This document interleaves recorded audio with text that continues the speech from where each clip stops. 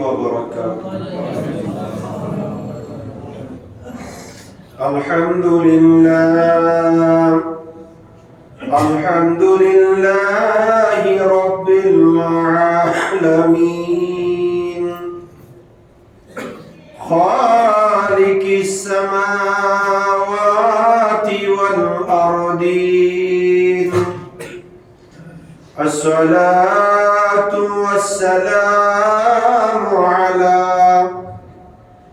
من كان نبيا وآدم بين الماء والطين شفيع المذنبين خاتم النبيين وعلى آله وأصحابه أجمعين. أما بعد فقد قال الله عز وجل في شان حبيبه تعظيما له وتوقيرا إن الله وملائكته يصلون على النبي يا أيها الذين آمنوا صلوا عليه وسلموا تسليما. صلى الله سيدنا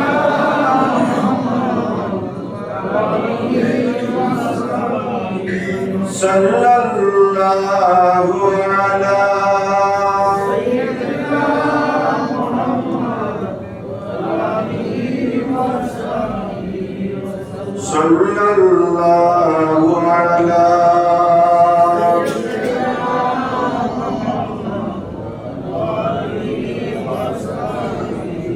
بلغ العلا بكماله كشف الدجى بجماله حسنت جميع خصاله نگاهی عشق و مستی میں وہی اول وہی آخر وہی قرآن وہی فرقان وہی یاسین وہی طه بلغ العلا بكماله كشف الدجى حسنت جميع خصاله.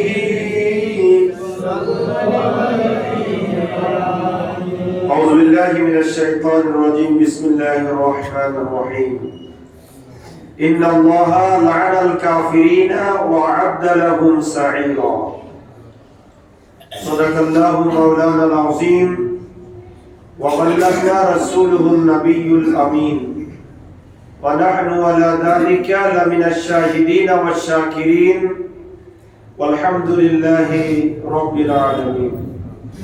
معزز محترم حضرات মুসল্লিয়ান ism সম্মানিত উলামায়ে কিরাম রহমানি ওয়া রাহিমাকুমুল্লাহ।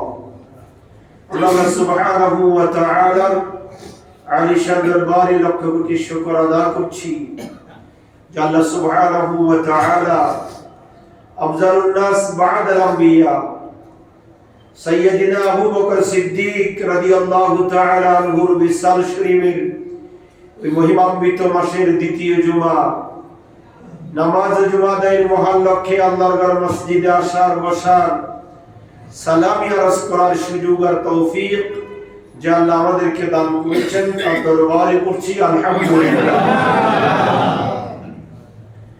আর লক্ষ দুরূদ সালামের হাদিয়া প্রেরণ করছি সোনার মদিনায় সরকারি মদিনা সুরুর কলব সিনা আফতাব নবুয়ত শাহনশাহ রিসালত সুলতান মদিনা তাজদার হরম সরকার দো আলম ইমামুল আম্বিয়া মুহাম্মদুর রাসূলুল্লাহ সাল্লাল্লাহু তাআলা আলাইহি ওয়াসাল্লাম আর নূরি কদমাইন শরীফাইন সোনার মদিনায় উচ্চ আওয়াজে আরেকবার পড়ছি আলহামদুলিল্লাহ। মুহতারাম হাজিরিন, আমাদের আলোচনার বিষয় হচ্ছে কোরআনুল কারীমের 33 নম্বর সূরা সূরাতুল আহজাব। আমরা গত জুমায় সূরাতুল আহজাবের তৃতীয় পর্বের আলোচনা শুনেছিলাম। আজকে হচ্ছে সূরা আহজাবের শেষ পর্বের আলোচনা। গত জুমায় আল্লাহর নবীর নবুয়তের রিসালাতের সত্যতা, নবীর গুণগান, নবীর মর্যাদা, নবীর প্রশংসা করেছেন আল্লাহ সূরা আহজাবের মধ্যে। এবং নবী এমন একটি জাত যার জন্য আল্লাহ নিজেই ফেরেশতাদেরকে নিয়ে যে নবীর উপর দুরূদ শরীফ পাঠ করেন, সেই নবীর উপর দুরূদের পাকের মর্যাদারও বর্ণনা সূরা আহজাবের মধ্যে আল্লাহ পাক দিয়েছেন। সুবহানাল্লাহ। আজকে আমরা আলোচনা করব দুনিয়াতে যারা কোরআন হাদিসের কথা না মেনে নেতার কথা, শাইখের কথা, বিভিন্ন ব্যক্তির কথা শুনে নিজেদের আমল যে পথভ্রষ্ট হয়ে যাচ্ছে, এই ব্যাপারে আল্লাহ সুবহানাহু ওয়া তাআলা সূরা আহজাবের শেষ প্রান্তে বর্ণনা দিয়েছেন যে কাল কিয়ামতের ময়দানে ওই মুহতামির দোষ দিলে হবে না, ওই শাইখের দোষ দিলে হবে না। আপনাকে তো আল্লাহ একটা বিবেক দিয়েছেন, বুদ্ধি দিয়েছেন, সেই বিবেক বুদ্ধি মোতাবেক আপনি কতটুকু জীবন যাপন করেছেন এবং তাদের শাস্তি কি হবে, এই ব্যাপারে আল্লাহ সুবহানাহু ওয়া তাআলা দিক নির্দেশনা দিয়েছেন। আল্লাহ বলছেন যে ইন্নাল্লাহা লা'নাল কাফিরিন, ইচ্ছে আল্লাহ কাফিরদেরকে অভিসম্পাদ দেন, লানত দেন। কাফিরদেরকে আল্লাহ কি করে না? পছন্দ করে না। আল্লাহ কিন্তু তাদেরকে রিজিক দিচ্ছে, খাওয়া দিচ্ছে, সুস্থ রেখেছে, ধন দৌলত দিচ্ছে, অসুস্থ হওয়ার পরে আবার সুস্থ করে দিচ্ছে, সবকিছু আল্লাহ দিচ্ছে।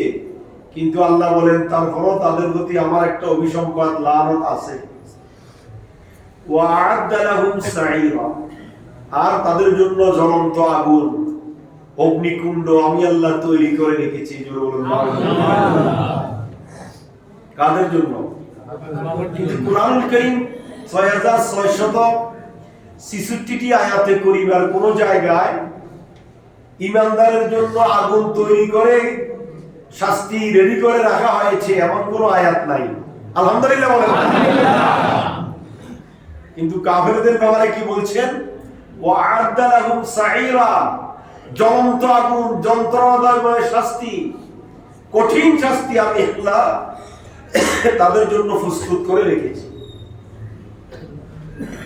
শুধু তাই নয়, সূরা আহজাবের 65 নম্বর আয়াতে কারীমার মধ্যে আল্লাহ বলছেন খালিদিনা ফিহা আবাদা, তাদের জন্য যে শাস্তি আমি আল্লাহ তৈরি করে রেখেছি সেই শাস্তির মধ্যে তারা স্থায়ী থাকবে।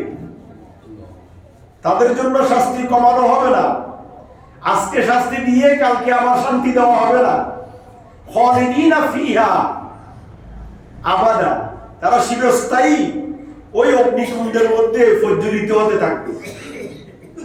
কারা? কাফেরেরা। লা ইয়াজিদুনা ওয়ালিয়্যা ওয়ালা নাসীরা, সেই আগুন প্রজ্বলিত অবস্থায়, কাফেরদের শাস্তি অবস্থায় তারা কোনো সাহায্যকারী, ওলি মানে কোনো বন্ধু, কোনো অভিভাবক, তাদের আযাব হালকা করার জন্য কোনো সুপারিশকারী তারা পাবে না। জোরে বলুন নাউযুবিল্লাহ। এই শাস্তির ব্যাপারে এটা হচ্ছে কাফেরদের শাস্তি। কাদের শাস্তি? যারা আল্লাহকে মানে না, আল্লাহর রুবুবিয়তকে স্বীকার করে না, আল্লাহর নবীর আনুগত্য করে না, নবী অনুসরণ করে না, তাদের লানতের শাস্তির কথা আল্লাহ সূরা আহজাবের মধ্যে বর্ণনা দিয়েছেন। শুধু তাই নয়, ৬৬ নম্বর আয়াতে কারিমার মধ্যে বলেছেন ইয়াওমা তুকাল্লামু উজুহুম ফিন-নার, সেই দিন আগুন তাদের মুখমণ্ডলকে উলটপালট করে দিবে। আগুন একদিকে জ্বলবে না, একবার এই ফিট জ্বলবে, একবার এই ফার জ্বলবে, একবার সামনে জ্বলবে, একবার পিছনে জ্বলবে। আস্তে আস্তে ক্ষতবিক্ষত করে করে তাদেরকে জ্বালাবে, আগুন প্রজ্বলিত হবে। কাদেরকে? কাফেরদেরকে। তারপরে কি হবে? ইয়াকুলুনা, তারা বলতে থাকবে ইয়া লাইতানা আতা'না আল্লাহ ওয়া আতা'না রাসূলা, বড় আফসোস আমাদের জন্য, আমরা কেন আল্লাহকে মানি নাই, আমরা কেন রাসূলকে মানি নাই, আমরা কেন আল্লাহর গোলামি করি নাই, আমরা কেন রাসূলের আনুগত্য করি নাই, রাসূলের আদর্শ মানি নাই, রাসূলের গোলামি করি নাই, রাসূলের দেখানো পথে কেন আমাদের জীবন পরিচালনা করলাম না। ইয়া ওয়াইলাতানা, ইয়া ওয়াইলাতানা, আমাদের জন্য আফসোস, আমাদের জন্য আফসোস, কেন আমরা আল্লাহর আনুগত্য করলাম না, রাসূলের অনুসরণ করলাম না। জোরে বলুন নাউজুবিল্লাহ। সেই দিন আফসোস করলে কি কোনো কাজে আসবে? কথা বলেন। সেই দিন আফসোস কোনো কাজে আসবে না। শুধু তাই নয়, তার পরবর্তী আয়াতে কারিমার মধ্যে আল্লাহ বলেছেন ওয়াকালু, তারা আরো বলছেন, তারা আরো কি বলছেন? রব্বানা ইন্না আতা'না সাদাতানা ওয়া কুবারানা ফাদাল্লুনা সাবিলা। তারা বলছেন, হে আমাদের পালনকর্তা, আমরা আমাদের নেতা, আমাদের শাইখ, আমাদের বড় হুজুর, আমাদের মুহতামিম, আমাদের মুফতি সাহেবের কথা শুনে, আমরা বড়দের কথা শুনে আমরা জীবন যাপন করেছি। তারা আমাদেরকে যেই দিকে যাইতে বলছে আমরা সেই দিকে গেছি, যা বলতে বলছে তা বলছি, যা করতে বলছে তা করছি। আমাদের কিছু কিছু যুবক ছেলে আছে দেখবেন অন্ধভক্ত, শাইখের অন্ধভক্ত, শাইখে যেটা বলে সেটা। শাইখে কত গরুর অন্নকন কর, অন্নকোষ খাওয়া যায়, এটা খাইতেছে। নাউজুবিল্লাহ বাড়িতে গরুর অন্নকোষ, গরুর সবগুলো খাওয়া যায়, অন্নকোষ খাওয়া যাবে না, এটা নিকৃষ্ট জিনিস। শরীরের সবকিছু জিনিস গরু, গরু আপনার জন্য হালাল, কিন্তু গরুর সবকিছু আপনার জন্য কি নয়? হালাল নয়। এগুলো কারা খায়? এগুলো কাফের, মুশরিক, খ্রিস্টান যারা আছে তারা খায়। কিন্তু শাইখে বলতেছে যে তুমি অন্নকোষ খাইয়ে ওইটা জায়েজ আছে। জোরে কর নাউজুবিল্লাহ। এই যদি হয় পরিস্থিতি আমাদের দেশে, কিছু যুবক ছেলেরা কলেজ পড়ুয়া, ইউনিভার্সিটিতে পড়ুয়া কিছু যুবক ভাইরা একেবারে হতভম্ব হয়ে যায়। তারা তো দিন শরীয়ত বুঝে না, ও শাইখের অন্ধভক্ত। কিসের অন্ধভক্ত? এইটা হওয়া যাবে না। এটা যদি হয় কি হবে? আল্লাহ বলছেন ওয়াকালু, তারা বলছে, আল্লাহ যখন কাফেরদেরকে আগুন দিয়ে জ্বালিয়ে ফেলবেন, ইয়াওমা তুকাল্লাবু উজুহুম ফিন-নার, যখন জাহান্নামের আগুন দিয়ে তাদেরকে উলটপালট করে কি করানো হবে? জ্বালানো হবে। ইয়াকুলুনা, তারা বলবে আফসোস, ইয়া লাইতানা, আমাদের জন্য আফসোস। সেদিন আফসোস করলে কাজ হবে? তারা কি বলবে? আমাদের জন্য আফসোস। আতা'না আল্লাহ ওয়া আতা'না রাসূলা, আমরা কেন আল্লাহ এবং রাসূলের আনুগত্য করলাম না, কেন আমরা আল্লাহ এবং রাসূলের অনুসরণ করলাম না, কেন আমরা আল্লাহ এবং রাসূলের কথা মানলাম না, আফসোস। তারা আরো বলবে وقالوا ربنا إنا أطعنا سادتنا وكبرانا فأضلونا السبيل। ও আল্লাহ, তারা আমাদেরকে, এই সমস্ত নেতারা, বড় বড় হুজুরেরা, বড় বড় শাইখেরা আমাদেরকে পথভ্রষ্ট করেছে, আমাদেরকে যা করতে বলেছে আমরা তা করেছি। তখন আল্লাহ রাব্বুল আলামিন হাকামুল হাকিমিন তাদের উদ্দেশ্যে বলবেন, অথবা তারা আমাদেরকে পথভ্রষ্ট করেছে, তারা আমাদেরকে কি করেছে? পথভ্রষ্ট করেছে, পথহারা করেছে, গোমরাহ করেছে, কুফতে আমাদেরকে দাবিত করেছে। রব্বানা আতিহিম দিফাইনি মিনাল আযাব ওয়া আলআনহুম লা'নান কাবীরা। আল্লাহ রাব্বুল আলামিন হাকামুল হাকিমিন বলছেন, হে আমার, তারা বলবে, হে আমাদের পালনকর্তা, হে আমাদের প্রভু, রব্বানা আতিহিম দিফাইনি মিনাল আযাব, আপনি এই সমস্ত শাইখদেরকে, বড় হুজুরদেরকে, যারা আমাদেরকে পথভ্রষ্ট করেছে, পথহারা করেছে, গোমরাহ করেছে, কুফরের দাবিত করেছে, এদেরকে কঠিন শাস্তি দেন, ডবল শাস্তি দেন। দুর্গম নাউজুবিল্লাহ। তারা তাদের ডবল শাস্তি কামনা করবে। তাদেরকে কি শাস্তি দেন? ডবল শাস্তি দেন। দেফাইনি মিনাল আযাব ওয়া আলানুহুম লা'নান কাবীরা। তাদের জন্য বড় অভিসম্পাদ, বড় শাস্তি, কঠিন আযাব আপনি তাদের জন্য বরাদ্দ করুন। নাউজুবিল্লাহ। এজন্য আল্লাহ আমাকে আপনাকে কি দিয়েছে? বিবেক দিয়েছে, আকল। এখন খালি আপনাকে আমাকে জীবন যাপন করতে হবে। কোন কাজটা ভালো, কোন কাজ করলে সওয়াবের কাজ, কোন কাজ করলে আল্লাহ খুশি হবে, কোন কাজ করলে রাসূল খুশি হবে, সেই কাজ, সেই পথে, সেই মতে আমাদের জীবন অতিবাহিত করতে হবে। কথা বলেন ঠিক কি না? তার পরবর্তী আয়াতে করিমার মধ্যে আল্লাহ ঈমানদারদেরকে বলেছেন, ইয়া আইয়ুহাল্লাযীনা আমানুত্তাকুল্লাহ, আমার ঈমানদার বিশ্বাসী বান্দারা, ওয়া কুলু কাওলান সাদীদা, সঠিক কথা বলো, সোজা কথা বলো। সুবহানাল্লাহ। কি কথা বলো? সোজা কথা, সঠিক কথা বলো। কাওলান সাদীদা, আঁকাবাঁকা কথা বলিও না, এমন কথা বলিও না যে কথার কারণে গুনাহ হবে, যে কথার কারণে আল্লাহ নারাজ হবে, যে কথার কারণে পরকালে অভিসম্পাদ, শাস্তি, জাহান্নামের আগুন ভোগ করতে হবে। এমন কথা থেকে জবানকে হেফাজত, কেননা এই জবান কাল কিয়ামতের ময়দানে এই জবানের কারণে শাস্তি ভোগ করতে হবে। জবানটা আল্লাহ দিয়েছেন কেন? জবানটা আল্লাহ দিয়েছেন আল্লাহর ইবাদত করার জন্য, আল্লাহর গুণগান গাওয়ার জন্য, আল্লাহর জিকির করার জন্য, আল্লাহকে ডাকার জন্য, কোরআন তিলাওয়াত করার জন্য, নবীর উপর দরুদ শরীফ পড়ার জন্য। কথা বলেন ঠিক কি না? আপনি বলেন দেখি, আল্লাহ বলেছেন গত জুমায় সূরা আহজাবের 56 নম্বর আয়াতে করিমার মধ্যে বলেছি, ইয়া আইয়ুহাল্লাযীনা আমানু সাল্লু আলাইহি ওয়া সাল্লিমু তাসলিমা। আল্লাহ বলেছেন, হে ঈমানদার বিশ্বাসী বান্দারা, আমি এবং আমার ফেরেশতারা আমার নবীর উপর দরুদ পড়ি। সুতরাং হে ঈমানদার বিশ্বাসী বান্দারা, তোমরাও আমার নবীর উপর দরুদ সালাম পাঠ করো। সুবহানাল্লাহ। আল্লাহ কি 18,000 মখলুকাতের আর কাউকে বলছে? শুধু ঈমানদার মুসলমানদেরকে বলছে।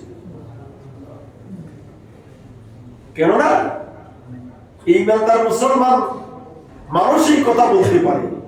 আল্লাহর সৃষ্টির কোন সৃষ্টি, গরু, ছাগল, ওট, বেড়া, দুম্বা, আরো বড় বড় প্রাণী আছে না, হাতি, কথা বলতে পারে?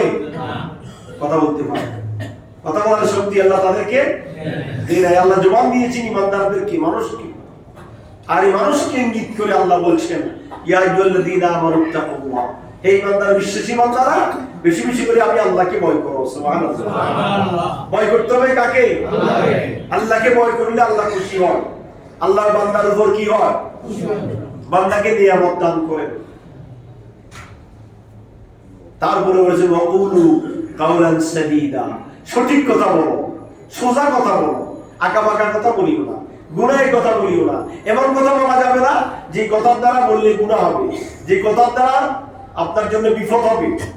এজন্য বালাগাতের ভাষায়, বালাগাতের কায়দায় একটা কথা আছে, ইন্নাল বালাউ ইউকিলু বিল মানতিকি, সমস্ত বড় মুসিবত আসে বান্দার উপর জবানের কারণে।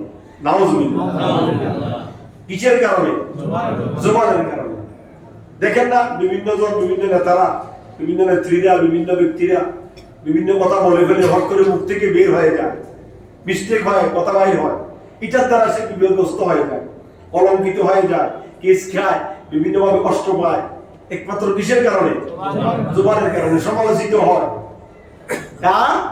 এই জবানকে যদি আমি আপনি হেফাজত করতে পারি, জবানকে যদি আমি আপনি সঠিক রাস্তায় ব্যবহার করতে পারি, তাহলে আমার আপনার কি হবে? জান্নাত অবধারিত হবে। সুবহানাল্লাহ। জান্নাত চান না আপনারা? চান কি চান না? কে কে চান হাত তুলেন দেখি। আল্লাহ সবাইকে কবুল করুন, আমিন। আমরা সবাই জান্নাত চাই, কিন্তু জান্নাত আল্লাহ রাসূল, জান্নাত আল্লাহ রাসূলের হাতে আল্লাহ জান্নাতের চাবি দিয়ে দিয়েছেন। সুবহানাল্লাহ। আল্লাহর রতি ওয়া আনা কাসিম কামা ক্বালা আলাইহিস সালাতু ওয়াসসালাম। আল্লাহ রাসূল বলেছেন আল্লাহ দেনেওয়ালা, আর আমি নবী হচ্ছি বন্টন করনেওয়ালা। আল্লাহ দেন, ওয়ালার করেন, আর বন্টন করার দায়িত্ব কার? নবীর। বন্টন করার দায়িত্ব কার? নবীর। আল্লাহ দিয়ে দিয়েছেন জান্নাত নবীকে, নবী বন্টন করবে। আর সে বন্টন করেন, বন্টনের মালিক নবী, জান্নাতের বন্টনের মালিক নবী মুহাম্মদুর রাসূলুল্লাহ সাল্লাল্লাহু আলাইহি ওয়াসাল্লাম বলেছেন, মাইয়াদমানু লি মা বাইনা লিহিয়াইহি ওয়া মা বাইনা রিজলাইহি আদমানু লাহুল জান্নাহ কামা ক্বালা আলাইহিস সালাতু ওয়াসসালাম। আমার নবী বলেছেন, উম্মতরে আমার, মাইয়াদমানু লি, তুমি যদি আমি নবীর জন্য তোমার মাথার তালু থেকে পায়ের তালু পর্যন্ত পুরা শরীরের দুইটা অঙ্গের জিম্মাদারি হও। কয়টা অঙ্গ? দেখেন 360টা জোড়া আছে আমাদের শরীরে। কয়টা জোড়া আছে? এত বিশাল শরীর, এত বিভিন্ন দিয়ে জিনিস দিয়ে আল্লাহ তৈরি করেছেন। এই অঙ্গ প্রত্যঙ্গের এগুলো দিয়ে আল্লাহ তৈরি করার পরে আল্লাহ রাসূলের কোনো কিছুর জিম্মাদারি নিয়ে নাই, বলেছেন শুধুমাত্র দুইটা অঙ্গ। কয়টা অঙ্গ? তুমি যদি দুইটা অঙ্গের জামিনদারি হও, আমি রাসূল ওয়াদা দিলাম আমি নবী তোমার জন্য জান্নাতের জামিনদারি হব। সুবহানাল্লাহ। অর্থাৎ তুমি যদি দুইটা অঙ্গকে হেফাজত করতে পারো, আমি নবী তোমাকে তোমার জন্য তোমার জান্নাতকে হেফাজত করব। সুবহানাল্লাহ। কেননা জান্নাত আল্লাহ তৈরি করে নবীকে জান্নাতের কি বানাই দিয়েছেন? মালিক বানাই দিয়েছেন। হাদিস পাকের মধ্যে আল্লাহ রাসূল বলেছেন, আল্লাহ দেনেওয়ালা, আমি নবী বন্টন করনেওয়ালা।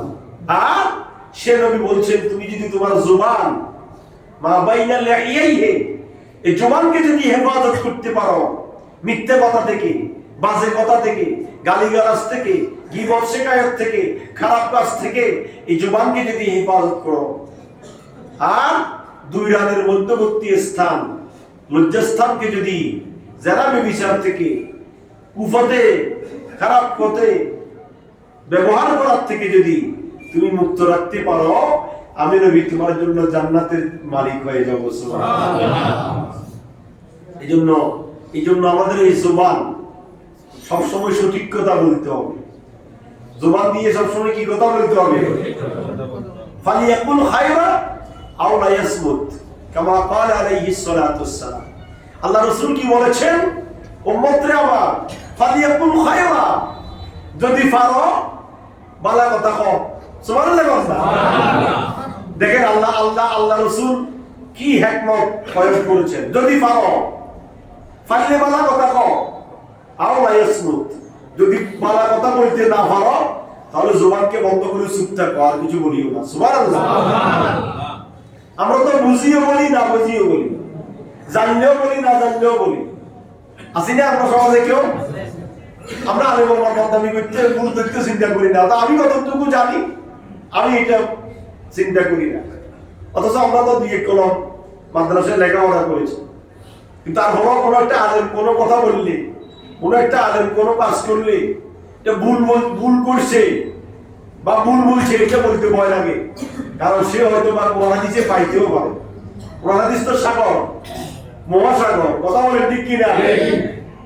সাগরের এক প্রান্ত থেকে আরেক প্রান্তে যাওয়া যায়, কি কোরআন হাদিসের গভীরতায় এই মহাসাগরের ডুব দিয়ে কুল কিনার পাওয়া যাবে। আল্লাহ রাসূলের লক্ষ লক্ষ হাদিস, লক্ষ লক্ষ বাণী, কোরআনুল কারীমের 6666টি আয়াতে কারিমার অসংখ্য তাফসীর, ব্যাখ্যা, বিশ্লেষণ। আপনি কোথায় যাবেন? এই জন্য জবানকে হেফাজত করা। আমরা যদি জবানকে হেফাজত করতে পারি, লজ্জাস্থানকে হেফাজত করতে পারি, সঠিক কথাটা আমাদের জবান দিয়ে বলতে পারি, যদি প্রয়োজন মনে করি কথা বলবো, আর যদি না বুঝি, না জানি, তাহলে চুপ থাকবো। এটার ভিতরে রহমত, নিয়ামত, বরকত দিবেন কে? আল্লাহ। তার পরবর্তী আয়াতের মধ্যে আল্লাহ বলেছেন, ইউসলিহ লাকুম আ'মালাকুম, ইউসলিহ লাকুম, তুমি তোমার আমলকে তন্দুরুস্ত করো, আমলকে পরিশুদ্ধ করো, আমলকে পরিষ্কার স্বচ্ছ করো। ঈমানের পরে আমল, ঈমানের পরে আমল। ইন্নাল্লাযিনা আমানু ওয়া আমিলুস সালিহাত, আল্লাযীনা আমানু ওয়া আমিলুস সালিহাত। কোরআনুল কারীমের অসংখ্য আয়াতে কারীমা যত জায়গায় ঈমানের কথা আছে তত জায়গায় আমলের কথা আছে। সুবহানাল্লাহ। ঈমান ছাড়া আমলের কোনো দাম নাই। ঈমান ছাড়া আমলের দাম নাই। এই কারণে আগে ঈমানটা মজবুত করতে হবে। আল্লাহ, রাসূল, দ্বীন, শরীয়ত, তরিকত, হাকিকত, মারিফত, কোরআন, সুন্নাহ, ইজমা, কিয়াস, এই সমস্ত বিধানকে সঠিকভাবে আটকিয়ে ধরতে হবে। তারপরে আপনি আমল করবেন। ঈমান যদি ফাঁকাভুক্ত না হয় আমলের কোনো দাম নাই। আমলের কোনো কি নাই, দাম নাই। এটা মনে রাখতে হবে। আমল তখন কাজে আসবে যখন আপনার ঈমান সঠিক হবে। যখন আপনার ঈমান কি হবে, সঠিক হবে। আর ঈমান যদি সঠিক না হয়, ঈমান যদি পরিপূর্ণতা না থাকে, তাহলে এই আমলের কোনো দাম নাই। আল্লাহ কি বলেছেন দেখেন, ইউসলিহু লাকুম আ'মালাকুম। বান্দারে আমার, তুমি তোমার আমলকে ইসলাহ করো। ইসলাম মানে সংশোধন করো। আমলের মধ্যে যে ত্রুটি আছে, বিচ্যুতি আছে, সেগুলোকে ছেড়ে দাও। তাহলে কি হবে, ওয়ায়াগফির লাকুম যুনুবাকুম। তোমার আমল যদি মজবুত হয়, তোমার আমল যদি পরিষ্কার হয়, তোমার আমল যদি স্বচ্ছ হয়, আমি আল্লাহ তোমার গুনাহগুলো মাফ করে দিব। সুবহানাল্লাহ। আরে নিয়ে ভালো কাজ করলে গুনাহ মাফ হয়। সুবহানাল্লাহ বলবেন না? আপনারা কথা বুঝতেছেন না? বুঝা যায় না কি পিছনে? ভালো কাজ করলে কি মাফ হয়? গুনাহ মাফ হয়। মনে রাখবেন, কিছু কিছু গুনাহ আছে মাফ চাইতে হয় না। কিছু কিছু গুনাহ আছে কি করতে হয় না, মাফ চাইতে হয় না। অটোমেটিক নেক আমলের কারণে গুনাহ কি হয়ে যায়, মাফ হয়ে যায়। ইন্নাল হাসানাতি ইউযহিবনা সাইয়্যাত যালিকা যিকরা লিয-যাকিরিন। আল্লাহ বলেন, বান্দা তুমি যখন হাসানাত ভালো কাজ করবে, হাসানাত তোমার এই ভালো কাজ খারাপ কাজকে কি করে দিবে, দূরীভূত করে দিবে। সুবহানাল্লাহ। ভালো কাজ যখন তুমি করবে, খারাপ কাজ কি হয়ে যাবে, দূরীভূত হয়ে যাবে। আল্লাহ বলেছেন, ইয়া আইয়ুহাল্লাযীনা ইউসলিহু লাকুম আমালাকুম। হে আমার বান্দারা, তোমাদের আমলকে তন্দুরুস্ত করো, আমলকে স্বচ্ছ করো, আমলকে সঠিক করো। আল্লাহ আমল যদি সঠিকভাবে করি তাহলে কি হবে, আল্লাহ বলেন, ওয়ায়াগফির লাকুম যুনুবাকুম। আমি আল্লাহ তোমাদের গুনাহগুলো মাফ করে দিব। সুবহানাল্লাহ। ওয়া মান ইউতিল্লাহ ওয়া রাসূলা। যারা আল্লাহ এবং তার রাসূলের আনুগত্য করবে, আল্লাহ এবং তার রাসূলের অনুসরণ করবে, আল্লাহ এবং রাসূলের বিধান মতে যারা জীবন পরিচালনা করবে, ফাকাদ ফাযা ফাওজান আযীমা। সে অবশ্যই মহান সাফল্য অর্জন করবে। সুবহানাল্লাহ। সফলতা, সফলতা কি? আমি এই কথাটা আরো কয়েকবার বলেছিলাম। সফলতা কি? আমরা তো মনে করি আমার কাছে কোটি কোটি টাকা আছে, আমি সফল, ঠিক না? আমার কাছে 4-5টা বিল্ডিং আছে, আমি সফল। আমার কাছে কয়েকটা গাড়ি আছে, আমি সফল। মনে করি না? আমার জীবন সার্থক। কি বিল্ডিং 2 দিনের বান্ধি ফেলাই, ঘর দরজা বাড়ি ঘর, ইয়ার জীবন আর কি আমি বলে, কি বলে না, বলে না? কিন্তু আমাদের সফলতার মানদণ্ড কোথায়? কানাফলাহুল মুমিনুন আল্লাযীনা হুম ফি সালাতিহিম খাশিউন। আল্লাহ বলেছেন, সফল তারা যারা ঈমানদার। সুবহানাল্লাহ। এখন আপনি মুখস্থ খান, এই জন্য আপনি ঈমানদার দাবি করবেন না।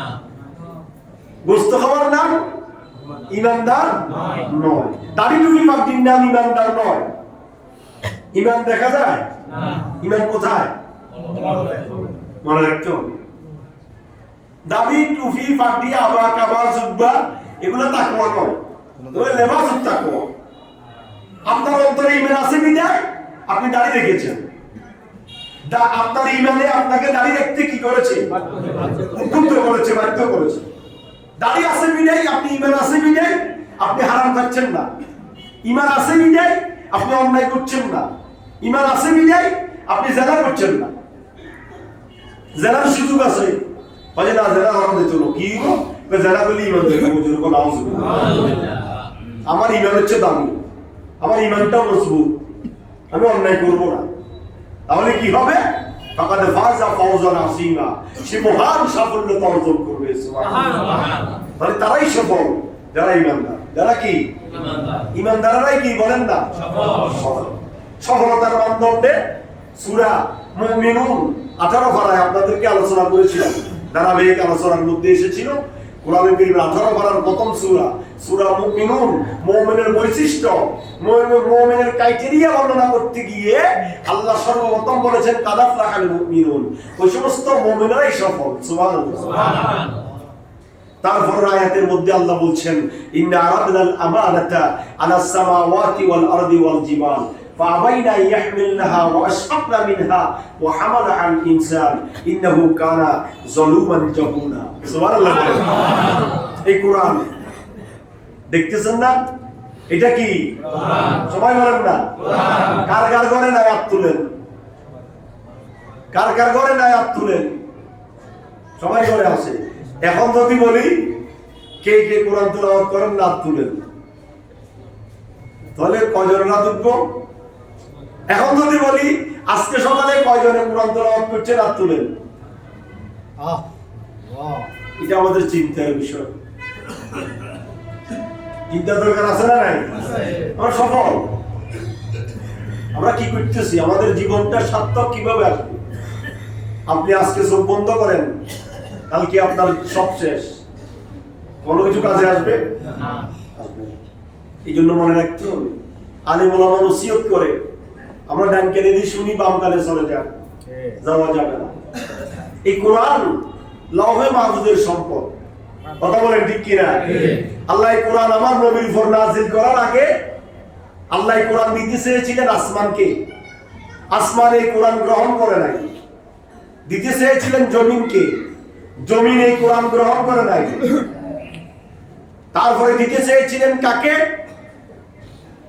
ফাবাইনা ইয়াহমিলনাহা, আসমান এবং জমিন এই দুয়ের মধ্যে আল্লাহর যত শক্তিধর সৃষ্টি আছে, ওই সৃষ্টিকে আল্লাহ এই কোরআন দিতে চেয়েছিলেন। এই কোরআন কেউ গ্রহণ করে নাই। আল্লাহু আকবার। কেননা সূরা হাশরের মধ্যে আল্লাহ বলেছেন লাউ আনজালনা হাযাল কুরআনা আলা জাবালিন লারাআইতা খাশিআন মুতাসাদ্দিআন মিন খাশিয়াতিল্লাহ। এই কোরআন যদি আমি পাহাড়ের উপরে নাজিল করতাম, তাহলে কোরআনের নূরের তাজাল্লিতে পাহাড় জলে তুলার মতো উড়ে যেত। আল্লাহু আকবার। কোরআন যদি আমি পাহাড়ের উপরে নাজিল করতাম, কোরআন এত দামি, এত শক্ত, এত কঠিন এবং এত ক্ষমতাধর, কোরআন যদি আমি পাহাড়ের উপরে নাজিল করতাম, কোরআনের নূরের তাজাল্লিতে পাহাড় তুলার মতো উড়ে সারখার হয়ে যেত। কি মনে করেন আজকে আমরা হাফেজ সাহেবদের বিরোধিতা করি, আলেম ওলামার বিরোধিতা করি, তাদের সিনার ভিতর আল্লাহ কোরআন জমা রেখেছেন। আপনি বাল্য শিক্ষা থেকে শুরু করে, প্লে থেকে শুরু করে মাস্টার্স পর্যন্ত লেখাপড়া করেছেন। যদি বলি ডিগ্রির একটা কবিতা বলো, তিনজনে ধরে লিখতে হইব, মুখুদি বাইরে তো বাইরে বলে। আর আল্লাহ এই সিনার ভিতর হাফেজে কোরআনদের সিনার ভিতরে কোরআন জমা করে দিয়েছেন। আল্লাহ বলেছে এই কোরআন দিতে চেয়েছিলাম আসমানকে, আসমান গ্রহণ করে নাই। দিতে চেয়েছিলাম ফাহাদকে, ফাহাদ এই কোরআন গ্রহণ করে নাই। দিতে চেয়েছিলাম জমিনকে, জমিন এই কোরআন গ্রহণ করে নাই। দিতে চেয়েছিলাম আসমান জমিনের মধ্যখানে আমি আল্লাহর যত শক্তিধর সৃষ্টি আছে সবাইকে, কেউ এই কোরআন গ্রহণ করে নাই। হামালাহাল ইনসান, একমাত্র আমার নবী, শ্রেষ্ঠ নবী, হায়াতুন নবী, ইমামুল আম্বিয়া নবী, সমস্ত নবীদের নবী, তাজেদারে হারাম, সরকার দু আলম, ইমামুল আম্বিয়া মুহাম্মদুর রাসূলুল্লাহ সাল্লাল্লাহু আলাইহি ওয়াসাল্লাম এই কোরআনকে গ্রহণ করেছেন। সুবহানাল্লাহ। এই কোরআন গ্রহণ করেছেন আমার নবী। কথা বলেন ঠিক কি না? সে নবী কেমন নবী? সে নবীর শানে কথা বলতে সাবধান, নবীর শানে কথা বলতে সাবধান। আমার নবী কোন নবীর মতো নয়। আমার নবীর মিসাল গোটা সৃষ্টি জগতে নাই। এই কোরআন আমার নবীর উপর যখন কোরআন নাযিল হতো, কোরআন নাযিলের 7টা পদ্ধতি আছে। কয়টা পদ্ধতি? মিসলু সিলসিলাতিল জারস, ঘন্টা দবনির মতো কোরআন নাযিল হতো। স্কুল কলেজে ঘন্টা বাজে না? বাজে কি বাজে না? ঘন্টা দবনির মতো কোরআন নাযিল হতো। আল্লাহ রাসূলের কাছে এই কোরআন যখন আসতো, আল্লাহ রাসূল যখন ওটের উপরে থাকতেন, ওট কোরআনের ভারে ওট বসে যেত খারাপ থেকে সাথে সাথে। আল্লাহ রাসূলের চেহারা গামাক্ত হয়ে যেত, লাল হয়ে যেত টকবগে। আম্মা আয়েশা সিদ্দিকা বলছেন, আমি যখন রাসূলের পাকের সাথে থাকতাম, রাসূলের পাকের উপর কোরআন নাযিল হচ্ছে যে এটা আমি অটোমেটিক বুঝতে পারতাম। বলে কিভাবে? তো দেখতাম হঠাৎ করে আল্লাহ রাসূলের চেহারা রাগ একবার লাল হয়ে গিয়েছে টকবগে, শরীর থেকে ঘাম ঝরছে, আল্লাহ রাসূল একেবারে মানে কষ্ট অনুভব করছেন। এমন অবস্থার মধ্যে আল্লাহ রাসূলের উপর কোরআন আসতেছে, এই কোরআনটা বড় কঠিন, ঘন্টার মতো কোরআন নাযিল হতো। আল্লাহ রাসূল বুঝে নিতেন কোরআনের এই আয়াত নাযিল হয়েছে। বিভিন্ন পদ্ধতিতে দাহিয়াতুল কলবি সাহাবীর সূরত ধরি জিবরিল আমিন আল্লাহ রাসূলের কাছে কোরআন নিয়ে আসতেন। সুবহানাল্লাহ। তো আল্লাহ বলেছেন, বিস্তারিত যাচ্ছি না, সময় শেষ। আল্লাহ বলেছেন, ইন্না রাব্বানা লামালাতা আলাস সামাওয়াতি ওয়াল আরদি ওয়াল জিবাল ফাআবাইনা ইয়াহমিলনাহা ওয়া আশফাকনা মিনহা ওয়া হামালাহা আল ইনসান ইন্নাহু কানা যালুমান জাহুলা। নিশ্চয় জালিমরা অজ্ঞ, যারা বুঝে না তারা কি? যারা কোরআনের মর্যাদা বুঝে না, নবীর মর্যাদা বুঝে না, আলেম হাফেজের মর্যাদা বুঝে না, তারা কি? আল্লাহর ভাষায় আল্লাহ বলছেন, ইন্নাহু কানা যালুমান জাহুলা। তারা হচ্ছে জাহেল, মূর্খ। এইজন্য তারা আলেম ওলামার, কোরআন বহনকারী, হাদিস গ্রহণকারী ব্যক্তিদের মর্যাদা বুঝে না। সুবহানাল্লাহ। কার কথা? কার কথা? তারপর আয়াত সর্বশেষ কোরআনুল কারীমের 33 নম্বর সূরা, সূরাতুল আহজাবের 73টি আয়াত ছিল। আমরা এই 4 পর্বে সূরা আহজাব আজকে শেষ করতে পারছি, আলহামদুলিল্লাহ। সূরাতুল আহজাবের সর্বশেষ আয়াত হচ্ছে লিওয়াযিবাল্লাহুল মুনাফিকিনা ওয়াল মুনাফিকাত। আল্লাহ মুনাফিক নারী পুরুষকে আযাব দিবেন। মুনাফিক নারী পুরুষকে কি দিবেন? আযাব দিবেন। ওয়াল মুশরিকিনা ওয়াল মুশরিকাত, মুশরিক কাফের নারী পুরুষকে আযাব দিবেন। আর ওয়ায়াতুবুল্লাহু আলাল মুমিনিনা ওয়াল মুমিনাত, ঈমানদার মুমিন বান্দা বান্দীদেরকে আল্লাহ মাফ করে দিবেন। আল্লাহু আকবার। দেখছেন আল্লাহর কথা কত সুন্দর। কিভাবে আল্লাহ বুঝাচ্ছেন, আপনাদেরকে আমি কিভাবে বুঝাবো? আমার তো যোগ্য সারা এবিলিটি নেই। আল্লাহ বলছেন, লিওয়াযিবাল্লাহুল মুনাফিকিনা ওয়াল মুনাফিকাত, আমি মুনাফিক নারী পুরুষকে আযাব দিব। ওয়াল মুশরিকিনা ওয়াল মুশরিকাত, মুশরিক নারী পুরুষদেরকে, ইহুদি খ্রিস্টানদেরকে আযাব দিব। আর ওয়ায়াতুবুল্লাহু আলাল মুমিনিনা ওয়াল মুমিনাত, ঈমানদার মুমিন বান্দা বান্দীদেরকে আমি আল্লাহ মাফ করে দিব। সুবহানাল্লাহ। কিসের কারণে? ঈমানের কারণে। কিসের কারণে? ঈমানের কারণে। আর ওয়াকানা আল্লাহু গফুরার রহিমা, নিশ্চয় আমি আল্লাহ ক্ষমাশীল। সুবহানাল্লাহ। আল্লাহ কি? আল্লাহ কি? আল্লাহ ক্ষমা করতে জানে। আল্লাহ গাফফার। আল্লাহ কি? গাফফার। রহমানুদ দুনিয়া ওয়া রহিমুল আখিরা। দুনিয়ার জন্য আল্লাহ রহমান, আখিরাতের জন্য রহিম। দুনিয়ার জন্য রহমান, হিন্দু, বৌদ্ধ, খ্রিস্টান, 36 জাতি, মারমা, সাকমা, শেউলি, যত জাতি আছে সব জাতির মানুষের জন্য, 18,000 মখলুকাতের জন্য, আল্লাহর সৃষ্টি জগতের জন্য আমার নবী, আমার আল্লাহ রহমান, দয়ালু। যারা আল্লাহকে একবারও ডাকে না তাদেরকে আল্লাহ খাওয়াচ্ছে না? 18,000 মখলুকাতের সবাই রিজিক দিচ্ছে। গহীন সাগরের তলদেশে যে পিপিলিকা, তার রিজিক কে দেয়? আল্লাহ। সুবহানাল্লাহ। আল্লাহ সবাইকে দিচ্ছেন। ওয়ারাহিমাল আখিরাত, তবে বান্দা সাবধান, আখিরাতে শুধু উম্মতে মুহাম্মাদী নয়, নবীর যারা যুগে যুগে যত নবী রাসূল প্রেরণ করেছি, যারা নবীর অনুসরণ করেছে, নবীর কথা মতে জীবন যাপন করেছে, নবীদেরকে শ্রদ্ধা করেছে, সম্মান করেছে, নবীদের ফতাঙ্গ অনুসরণ করেছে, কোরআন সুন্নাহ মতে জীবন যাপন করেছে, তাদের জন্য আমি আল্লাহ রহিম হয়ে যাব। সুবহানাল্লাহ। সুতরাং আসুন কোরআনুল কারীমের 33 নম্বর সূরা, সূরা আহজাব নিয়ে আমরা গত 4 জুমা আজকে সহ আলোচনা করেছি। সূরা আহজাবের মধ্যে আমরা অসংখ্য বিষয় জানতে পেরেছি। আল্লাহ সুবহানাহু ওয়া তাআলা আমাদেরকে এই বিষয়গুলো জানার, মানার, অনুসরণ করার, নবীর কবরে মুহাব্বত নিয়ে জিন্দেগি করার আল্লাহ তৌফিক দান করুন। আমিন।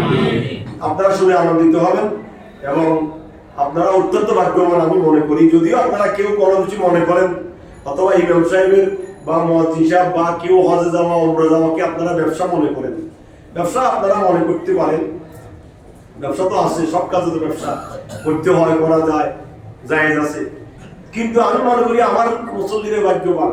গত সপ্তাহে আমাদের হাফেজ সাহেব আল্লাহ মুয়াজ্জিন সাহেব আল্লাহ এবং তার রসুলের দরবার থেকে এসেছে গত জুমাবারে। তো আপনাদের দোয়ার বদৌলতে আমার আব্বা আম্মার দোয়া সিরায় ফি নবীর সদকায় আল্লাহ পাকের অত্যন্ত মেহেরবানিতে আগামী 16 তারিখ ইনশাআল্লাহ এই উচ্চ আবার মক্কাতুল মুকাররমা মদিনাতুল মুনাওয়ারার উদ্দেশ্যে রওনা হব।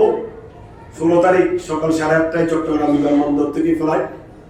আপনারা আমার জন্য দোয়া করবেন, আমিও আপনাদের জন্য দোয়া করব। মোকামাতে মুকাদ্দাসাতে গিয়ে যেন আপনাদের জন্য হাত উঠাইতে পারি। মনে রাখবেন, বিশ্বাস করবেন, প্রত্যেকটা জায়গায় এবং আমার সাথে যারা আমার সাথী ভাইয়েরা থাকে তারা শুনে, প্রত্যেকটা জায়গায় আমি আমার সব মুসল্লিদের জন্য, মসজিদ পরিচালনা কমিটির জন্য, এলাকাবাসীর জন্য, আত্মীয় স্বজনের জন্য, বন্ধু বান্ধবের জন্য দোয়া করি। আল্লাহ তাদেরকে তুমি তোমার মনের আশার তৌফিক দাও, তাদেরকে তুমি হেফাজত করো, মনের আশা পূরণ করে দাও। বাংলাদেশের জন্য দোয়া করি, বাংলাদেশকে আল্লাহ শান্তির দেশ, ইসলামের দেশ বানিয়ে। তো আপনারা আমার জন্য দোয়া করবেন, এই আল্লাহ যেন মক্কাতুল মুকাররমা মদিনাতুল মুনাওয়ারার এই সফর মোবারক করে। আল্লাহ যেন সহি সালামতে সুস্থ শরীরে ইবাদত বন্দি করে আসার আল্লাহ যেন তৌফিক দান করে। আরেকটি ঘোষণা হচ্ছে,